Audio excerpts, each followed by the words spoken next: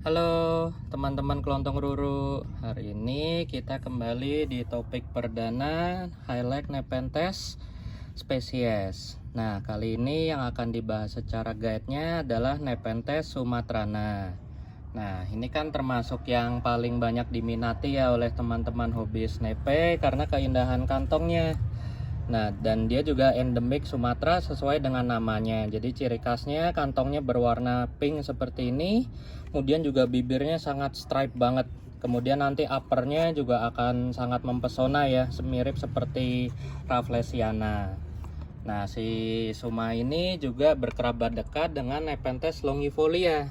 Nah, selama ini yang sering jadi pertanyaan itu Sumatrana itu kan terkenalnya rada rewel, susah ngantong ya.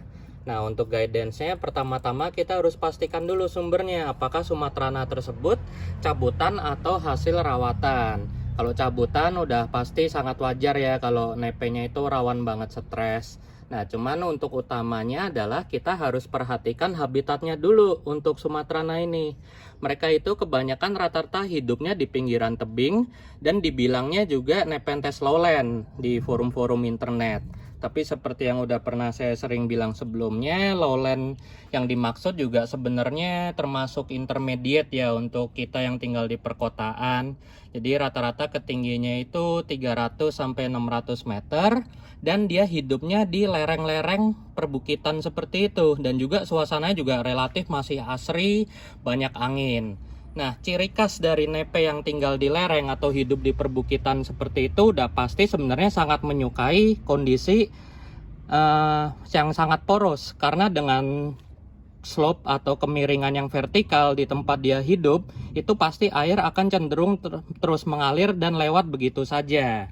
Dan juga karena dia hidup di lereng, itu biasanya terekspos oleh cahaya yang lumayan kuat dan angin yang lumayan bagus juga.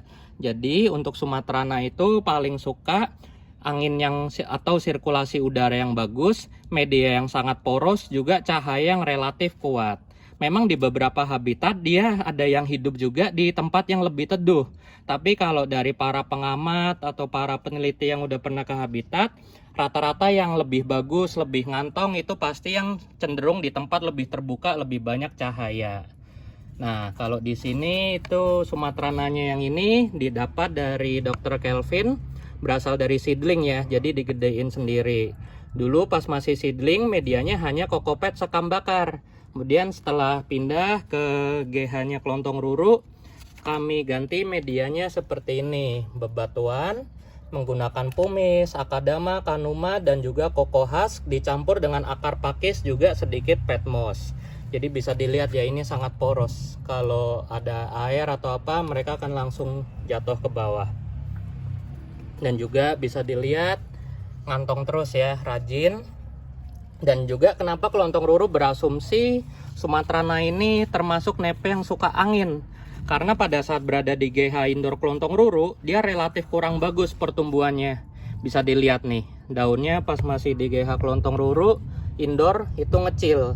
Jadi ceritanya Sumatrana ini dulunya di outdoor, tapi setelah Kelontong Ruru pindah rumah membangun GH indoor, ini kami coba bawa. Tapi ternyata hasilnya kurang bagus dan justru lebih bagus di outdoor. Kelihatan ini daun pas di GH lama, pas di GH baru, pas kembali ke outdoor dia langsung ngejam lagi. Dan terlihat jauh lebih happy, langsung mau ngantong. Lihat, ukuran kantongnya juga relatif oke untuk kondisi outdoor. Apalagi di outdoor sini ini hanya menggunakan paranet 50% dan mistingnya nyalanya juga jarang banget, cuman sore aja. Dan kemudian ini adalah klon seedling ya. Tapi selain ini juga ada klon yang istimewa dari Pak Yagiza. Itu adalah klon Sumatrana Squat.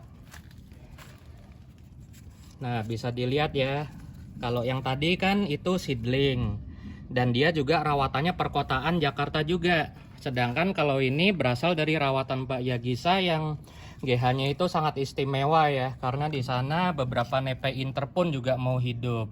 Jadi kelihatan dari sini, pas saya beli Nepenthes sumatrana squat ini, dia adaptasinya hampir lama banget, setahun lebih.